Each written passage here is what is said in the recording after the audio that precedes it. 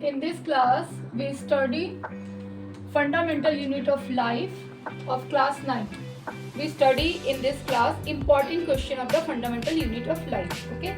So first we taken here a eukaryotic cell and a prokaryotic cell. इसके before eukaryotic and a prokaryotic cells, we already studied a simple question: what is the difference between unicellular cell and a multicellular cell? So very simple answer is that unicellular cell is made up of one cell, and multicellular cell organism is made up of many cells, more than one cells. So here I am taking the first important question, that is the eukaryotic cell and a prokaryotic cells का differentiate करेंगे. तो देखिए इसको मैं आपको examination point of view से यहाँ पे बताने की कोशिश कर रही हूँ, वेरी शॉर्ट, कि what you have to write in examination, क्या लिखना है आपको मिनिमम, जिससे आपको पूरे मार्क्स मिल जाए. तो डिफ्रेंशिएट पहले करते हैं हम लोग. जनरली आपका जो यूक्रेटिक सेल है, ये प्रोकैरियोटिक सेल के कंपैरिजन में इसकी साइज क्या होती है, बिगर होती है, इसकी साइज बड़ी होती है, लार्जर होती है. तो साइज पॉइंट ऑफ व्यू से हम लोग ले रहे हैं कि कंपैरिजन टू प्रोकैरियोटिक, यूक्रेटिक की जो साइज होती है वो आपकी होती है 5 to 100 mm. Okay, larger. बहुत कंसाइज वे में बताने की कोशिश है, जिससे लर्निंग आराम से हो. ओके, साइज इसकी हो गई. और प्रोकैरियोटिक सेल की अगर आप साइज देखो तो ये 1 to 10 mm होती है. 1 to 10 mm. Okay, mm millimeter mm. Okay, second point, what is the main thing that make the difference between the eukaryotic and prokaryotic? That is the eukaryotic cells have a nucleus and nucleons.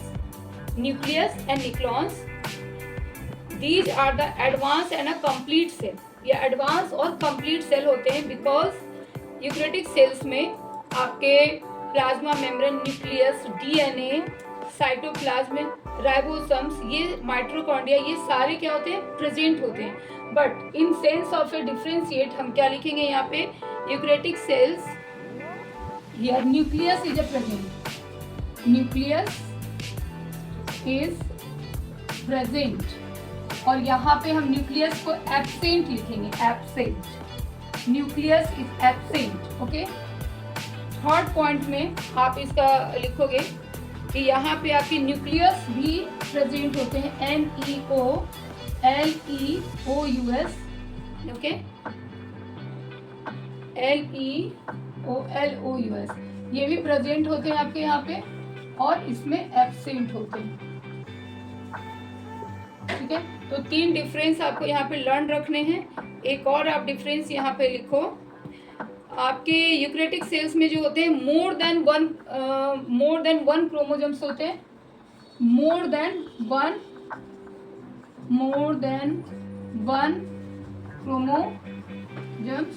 और यहाँ पे prokaryotic cells में only 1 chromosomes होते हैं, only 1 chromo. तो ये difference आपको याद रखना है. ओके, यूक्रेटिक और प्रोकैरियोटिक सेल में जितने भी ऑर्गेनिज्म हैं उसको हमने सेल के बेस पे 2 पार्ट में डिवाइड किया है, that is eukaryotic and prokaryotic cell. Okay, second question है, what is the difference between organ and organelles. Okay, for examination point of view, और क्योंकि आप डिटेल में अगर ज़्यादा उसको लर्न करने की कोशिश करोगे तो आप भूल सकते हो, इसलिए आपको शॉर्ट में कुछ लाइंस याद रखनी चाहिए कि what is the main difference between the organ and organelles. Okay, तो organ found in a multi cellular organism. Organ कहाँ पे फाउंड होता है, multi cellular organism, and organelles found in a eukaryotic cells. तो जैसे कि अभी हमने पहले बताया कि यूक्रेटिक सेल्स क्या है, वेल डिफाइंड, उसमें न्यूक्लियस है, वेल डिफाइंड न्यूक्लियस है, न्यूक्लियॉन्स है, वेल डिफाइंड आपके पास, वो it can be well defined, इसके पास सब कुछ है, इसके पास डीएनए है, माइटोकॉन्ड्रिया है, राइबोसोम्स है.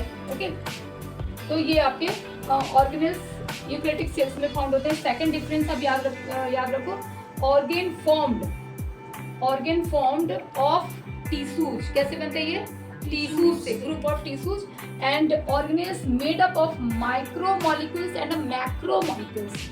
Micro and macromolecules, basic difference. Okay, next question, next है आपका structure of cell.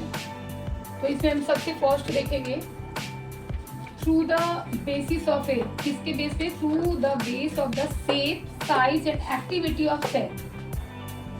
Shape, size and activity of cell. Three main functional groups are here. 3 main functional group होते हैं. फर्स्ट है आपका cell membrane और plasma membrane, इसको आप बोलते हैं, और प्लाज्मा मेम्ब्रेन और अ सेल वॉल. ये 3 है आपके. सेकेंड है न्यूक्लियस एंड थर्ड है साइटोप्लाज्म.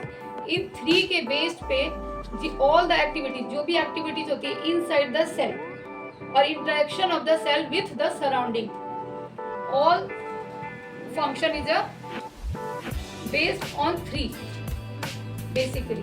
ओके, फर्स्ट हो गया हमारा सेल मेम्ब्रेन, सेकेंड हो गया nucleus and cytoplasm. So all 3 are a very important for the cell, for the all activity of the cell, interaction of the cell with their surrounding. Okay, next topic है, next question है आपका, what is the difference between animal cell and plant cell. तो memory के लिए आपको कैसे examination में लिखना है वो बेसिक के लिए लर्न आप कर सको आराम से, इसलिए मैंने बहुत छोटे पॉइंट्स में लिख रखा है. देखिए, एनिमल सेल जनरली स्मॉल होते हैं कंपैरिजन टू प्लांट सेल. तो आपका अगर इन दोनों में कंपेयर करें तो प्लांट सेल आपका लार्जर है. सेकेंड है सेल वॉल, इसमें एब्सेंट होती है. सेल वॉल हमेशा ही प्लांट सेल में ही होती है, ये बेसिक डिफरेंस है, याद रखना है. थर्ड है सेंट्रोसम्स एंड सेंट्रोइड्स, ये प्रेजेंट होते हैं आपके एनिमल सेल्स में. सेंट्रोसम्स का क्या फंक्शन होता है, जो सेल को डिवाइड करते हैं, डिवीजन, सेल डिवीजन के लिए इंपॉर्टेंट होते हैं. तो these are the present in animal cells but here is absent in plant cell. Fourth one is in animal cell single and single complex and prominent Golgi apparatus. अभी हम लोग next पढ़ेंगे what is the function of a Golgi apparatus. It is a cell organelles. तो it is a very in animal cell हमारे पास एक ही गोल्जाई apparatus होती है जो काफ़ी कॉम्प्लेक्स होती है, प्रोमिनेंट होती है, उसके बहुत सारे इंपॉर्टेंट रोल्स होते हैं, फंक्शंस होते हैं एनिमल सेल्स में. If there is absence of a Golgi apparatus there is no life. तो we will study further, next topic में हम लोग लेते हैं ऐसे. तो ये एनिमल सेल में आपका सिंगल गोल्जाई एपरेटस होता है. व्हेनेवर प्लांट सेल में क्या होते हैं, बहुत सारे आपके गोल्जाई एपरेटस छोटे छोटे होते हैं. ओके, तो these main 4 difference you have to learn for the examination point of view. And next आपको इसी टॉपिक पे करना है structure of a animal cell and plant cell. I will share picture of the animal cell and a plant cell in your video. Okay, next question करते हैं. Next है आपका important questions. तो देखिए, बायोलॉजी में आपको मोस्टली आपको सारी पढ़ने होते हैं, but very important point of view से मैं ले रही हूँ. फर्स्ट क्वेश्चन हो गया, why plasma membrane is called selective permeable membrane. Okay, इस क्वेश्चन से ही क्लियर हो रहा है कि आप प्लाज्मा मेम्ब्रेन को हम सेलेक्टिव परमेबल मेम्ब्रेन क्यों कहते हैं. परमेबल मीन्स जिसने परमिट करना होता है ना. तो प्लाज्मा मेम्ब्रेन को हम सेलेक्टिव परमेबल मेम्ब्रेन क्यों कहते हैं, इसका एक सिंपल सा आंसर है. आप इसको लिखोगे, it allow, in very short, it allow, permit करता है, इट अलाउज ओनली सेलेक्टिव जो इसे पसंद होता है, जो जिसको भी परमिशन देनी होती है, सेलेक्टिव को ही ये सेलेक्टिव मॉलिक्यूल्स को ही ये परमिट करता है पास होने. It allow only selective molecules to pass across it, not all of them. बहुत ही सिंपल आंसर इसका. Okay, it allow only selective molecules to pass across it, not all of it. Only answer is this. Next question हम लोग लेते हैं. Next topic है आपका जो इम्पोर्टेंट वन में है, what is the function of a ER. What is a ER. ER is a cell organism. Full name है एंडोप्लाज्मिक रेक्टिकुलम. ओके, तो what is the endoplasmic reticulum. Inside the cell there exist a membranous network enclosing a fluid that is a filled which almost fill up with an intercellular cavity and it is known as the ER. Okay, तो ER आपका बहुत ही important part है cell organelle से. तो आप यहाँ पे इम्पॉर्टेंट इसका फंक्शन देखोगे कि इम्पॉर्टेंट फंक्शंस क्या है। ओके, तो फर्स्ट जैसा कि मैंने लिखा है, it form supporting skeletal system और skeletal framework of the cell. Like जैसे हमारे बॉडी का फ्रेमवर्क कौन करता है, हम लोग बोलते हैं ना body skeletal is a framework of the body. Body का जो है आपका फ्रेमवर्क क्या है, बॉडी स्केलेटल। तो यहाँ पे जो ईआर है, ER form supporting skeletal framework of the cell. Okay, second point ER का जो मेन फंक्शन हुआ वो है it provides a pathway, it provides pathway for distribution of nuclear material from one cell to another cell. Okay, it provides pathway for distribution of nuclear material from one cell to another cell. तो ER आपको कहाँ पे support करता है, help कैसे करता है, वो एक आपको प्लेटफॉर्म देता है, एक पाथवे देता है जिसके थ्रू न्यूक्लियर मटेरियल एक सेल से दूसरे सेल में ट्रांसफर हो सके, उसका ट्रांसपोर्ट हो सके। ओके, तो ये आपको हेल्प करता है डिस्ट्रीब्यूशन में, ट्रांसपोर्ट में। तो आप इस तरह से लिखोगे, it provides pathway of distribution of nuclear material from one cell to another cell. और थर्ड जो है, ये बहुत ही इंपॉर्टेंट है, आपके ईआर में कुछ इस तरह के एंजाइम्स होते हैं, कुछ इस तरह के एंजाइम्स होते हैं जो सिंथेसाइज करते हैं। किसे सिंथेसाइज करते हैं, फैट्स को। Fats means lipids, cholesterol and steroids. तो ये तीन मेन चीजें हैं। First is fat, steroids and cholesterol, इनको सिंथेसाइज करता है। ओके, तो आपका थर्ड फंक्शन हो गया सर्टेन एंजाइम्स हियर। तो थर्ड आपका, जैसे मैंने बताया कि कुछ सर्टेन एंजाइम्स होते हैं present in a ER, but ER में मैं एक और बात बताना चाहूंगी कि ईआर के दो पार्ट होते हैं, smooth ER and rough ER. तो let we discuss in a next topic. तो ये मैं क्लियर करती हूँ फर्स्ट कि certain enzymes here in a smooth ER that synthesize fats, lipids, fats को ये आप लिपिड्स कहते हो, स्टेरॉइड्स एंड कोलेस्ट्रॉल। तो आपको थर्ड फंक्शन में, फंक्शन ऑफ ईआर के थर्ड फंक्शन में आपको लिखना है कि certain enzymes present in a smooth ER that synthesize fats, steroids and cholesterol. And fourth point हो गया रफ ईआर। जैसे कि मैंने बताया, ईआर जो है दो पार्ट में डिवाइड होंगे आपके, स्मूथ है ना रफ। तो rough ER transport proteins and this protein is synthesized by ribosomes. It means जो रफ ईआर होती है उसके सरफेस पे राइबोसोम्स होते हैं, राइबोसोम्स होते हैं एंड राइबोसोम्स सिंथेसाइज बनाता है, किसे बनाता है, प्रोटीन बनाता है, एंड ईआर जो है उसे ट्रांसपोर्ट करता है। तो very meaningful, very helpful for the body और अ सेल, है ना। हमारा ईआर का फंक्शन बहुत ही इंपॉर्टेंट है। You have to write 1, 2, 3 and 4। Next topic में आपको इन वन पॉइंट क्लियर करती हूँ, what is the difference between smooth ER and rough ER. Next आपको मैंने बताया कि ER endoplasmic reticulum basically divided into RER, rough endoplasmic reticulum, and a smooth ER. What is the difference between them. तो basic difference है आपका, और इसी difference को आपको ओनली राइट करना है एग्जामिनेशन में। तो ज़्यादा आपको लर्न करने की जरूरत नहीं पड़ेगी अगर आपने सिर्फ इसका कॉन्सेप्ट समझ लिया। आरईआर क्या होते हैं, rough endoplasmic reticulum. It contains, इसमें क्या होता है, it contains ribosomes, it contains ribosomes. नाम से ही आपको पता चल रहा है कि रफ है, ये रफ मतलब थोड़ा सा खुरदुरा टाइप से है। Why, because it contains ribosomes on the surface of, surface पे क्या होता है, राइबोसोम्स कंटेन होते हैं, एंड विच सिंथेसाइज प्रोटीन, जो आपके प्रोटीन बनाता है, synthesize protein, and that is very important for the all active cells. Without protein active cells क्या है, वर्क ही नहीं करेंगे। तो this synthesize protein and it is very helpful, it is very necessary, it is very helpful, whatever you want to be write, okay, for the active cell। तो ये है आपका main. इसके सरफेस पे राइबोसोम्स होते हैं जो प्रोटीन बनाते हैं, सिंपल। एंड स्मूथ ईआर में क्या है आपको लिखना है, स्मूथ ईआर में it contains lipids and it synthesize lipids, steroids and cholesterol. क्या बताया था, 3 चीज मैंने, कुछ एंजाइम्स होते हैं इसमें, certain enzymes is here that synthesize. Okay, तो अब डायरेक्ट लिखो इट सिंथेसाइज। क्यों, कैसे बना पाता है कोई भी चीज, क्योंकि एंजाइम्स बहुत ही हेल्पफुल होते हैं, एंजाइम्स बनाने के लिए हेल्पफुल होते हैं।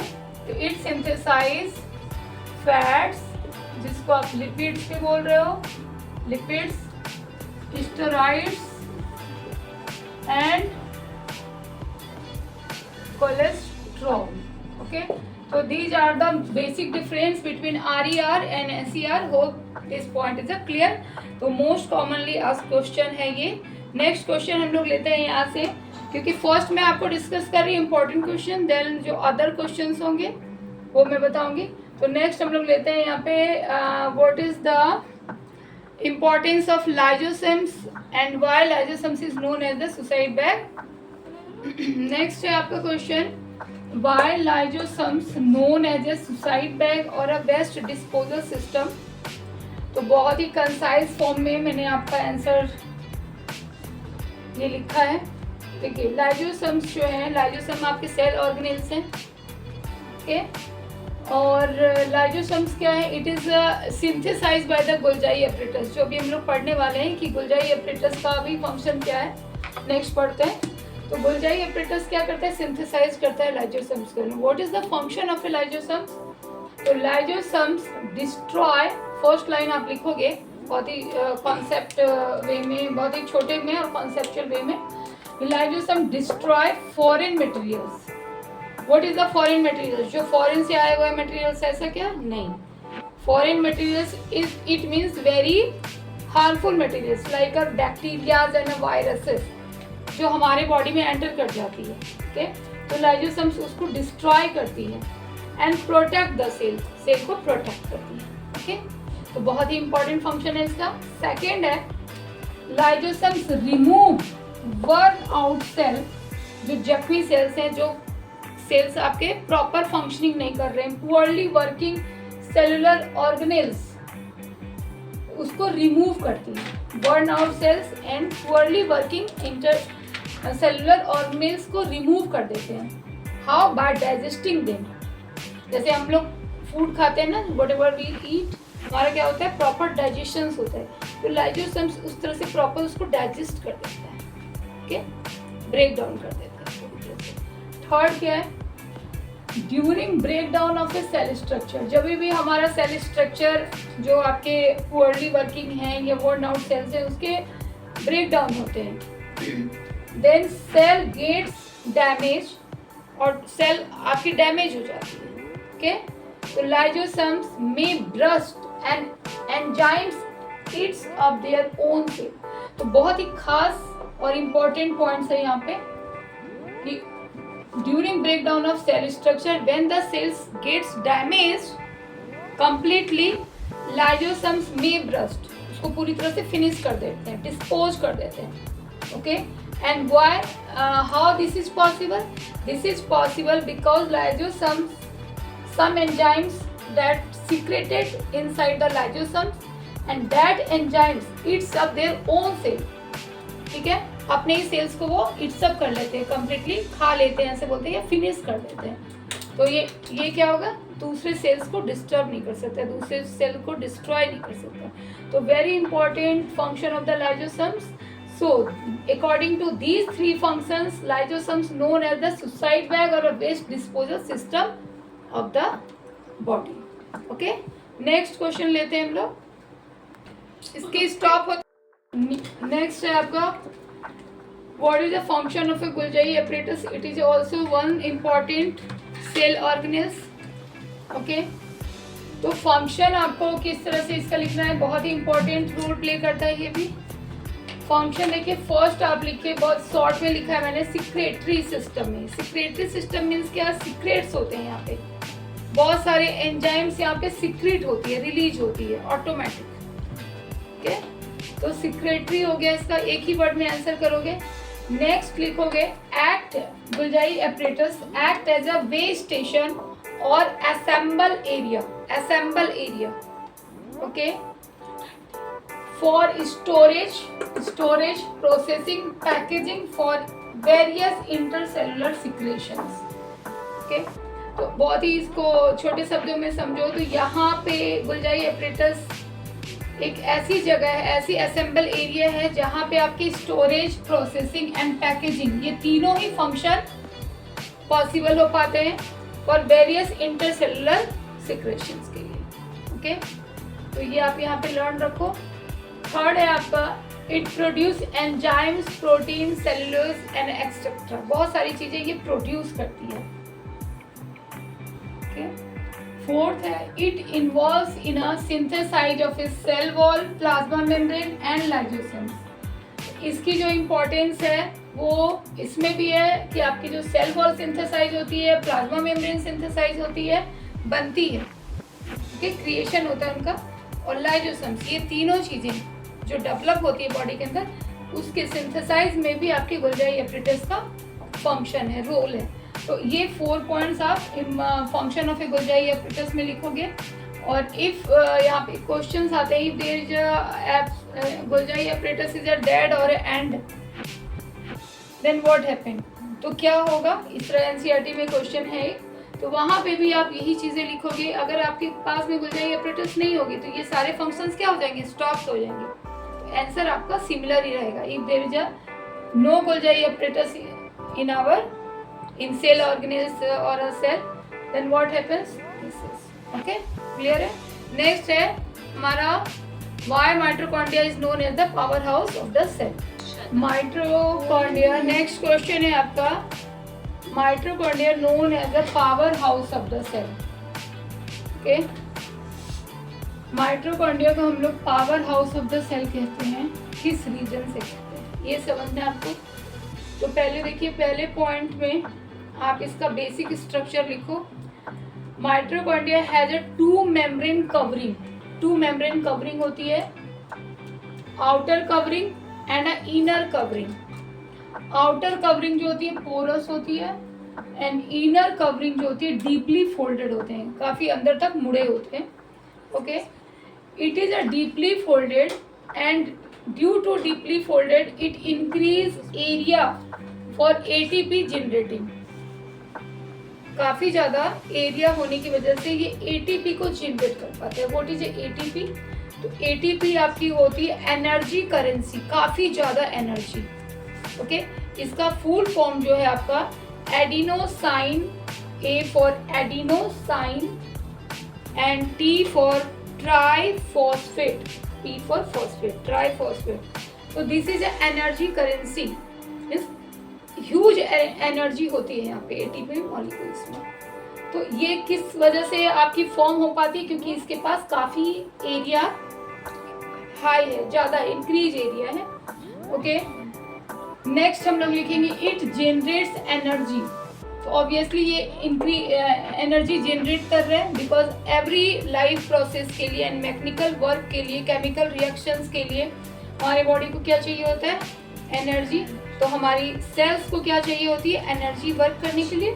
तो it generates energy in form of ATP currency और ATP molecules, adenosine triphosphate, okay. It is a huge source of energy. Next, mitochondria को बहुत ही स्ट्रेंज ऑर्गेनेल्स भी हम कह सकते हैं। पावर हाउस तो हमने बता दिया बिकॉज ये ह्यूज एटीपी मॉलिक्यूल्स के फॉर्म में एनर्जी फॉर्म करता है, बनाते हैं, और एनर्जी आपके chemical compounds, new chemical compounds formations के लिए एंड जो भी है आपके मैकेनिकल वर्क के लिए रिक्वायर्ड है, हाई रिक्वायर्ड, ओके।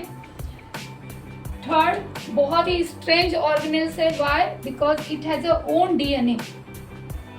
इस चैप्टर में हमने डिटेल में जब आपको पढ़ाया था तो बताया था कि डीएनए क्या करती है, कैरेक्टर इनहेरिटेंस करती है, inheritance of A characters, okay. तो इसकी अपनी ओन डीएनए होती है, ओन राइबोसोम्स होती है, राइबोसोम्स भी इसके पास अपनी ही होती है। इट मींस इस माइटोकॉन्ड्रिया के विदिन आपके डीएनए भी होते हैं, राइबोसोम्स भी होते हैं। तो राइबोसोम्स किसके लिए एबल होती है, प्रोटीन सिंथेसाइज करने के लिए।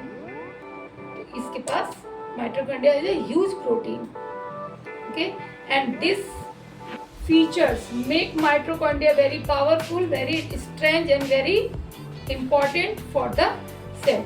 तो होप यहाँ तक क्लियर होगा आपको। तो ये इम्पॉर्टेंट क्वेश्चंस हैं जो आपके fundamental unit of life of cells हैं। इसके डिफरेंट इसके अलावा भी आप पढ़ोगे, यहाँ पे प्लास्टिड्स हैं, वैक्यूल्स हैं एंड सेल डिवीजन है। तो एक और पॉइंट मैं आपको यहाँ पे डिस्कस कर देती हूँ, वो है सेल डिवीजन। सेल डिवीजन में हम लोग सेल डिवीजन के 2 टाइप्स होते हैं, mitosis and meiosis. It also very important for the examination point of view. तो नेक्स्ट मैं आपको एक लास्ट टॉपिक डिस्कस करती हूँ। नेक्स्ट टॉपिक है आपका सेल डिवीजन। तो फर्स्ट हम समझते हैं कि why cell division is required. Cell जो डिवाइड होते हैं फर्दर न्यू सेल्स में या फर्दर सेल्स में, तो वाई क्यों जरूरी है ये? बहुत ही सिंपल है। Cell division required for grow up, grow करने के लिए, ओके, बड़े होने के लिए, in size, shape and all aspects. Replace old cell, अगर कोई सेल पुराने हो गए हैं, पुअरली वर्किंग है, तो उसको रिप्लेस करने के लिए, डेड एंड इंजर्ड सेल को भी हटाने के लिए, and last very important, form gametes for a reproduction. तो these are the basic reasons, that's why cell division is required, okay, clear है यहाँ तक। एंड सेल डिवीजन आपके 2 टाइप्स के होते हैं, मिटोसिस है ना meiosis. Mitosis and meiosis. Mitosis जो है आपके, फर्स्ट मैंने बताया mitosis and second is your meiosis. Spelling होगी मियोसिस, मियोसिस। आप देख लेना इसको बुक में, बट कॉन्सेप्ट हमको यहाँ पे ज़्यादा ध्यान रखना है कि what is the basic concept between them, what is the difference between mitosis and meiosis, okay। आपकी जो मिटोसिस होती है फर्स्ट वाली, ये आपके ग्रोथ के लिए होती है, replacement of a old cell, old and dead injured cell के रिप्लेसमेंट के लिए होती है मिटोसिस। तो बेसिकली ये ग्रोथ के लिए होती है। एंड मियोसिस जो सेल डिवीजन होती है, ये रिप्रोडक्शन के लिए होती है। ये फर्स्ट आपका मेन डिफरेंस है। ये इसको मिटोसिस फॉर, मैं ना सिंगल लाइन लिखूंगी, फॉर ग्रोथ, ग्रोथ, रिप्लेसमेंट, जो भी जितने फंक्शंस हैं इसके लिए है। और ये आपके हो गए रिप्रोडक्शन के लिए, ये सेल डिवीजन रिप्रोडक्शन के लिए। अब नेक्स्ट लाइन इसमें देखते हैं क्या डिफरेंस है, ओके। मिटोसिस का दूसरा डिफरेंस आप लिखोगे कि यहाँ पे जब भी सेल डिवीजन होती है तो mother cells 2 identical daughter cells में डिवाइड होते हैं। मदर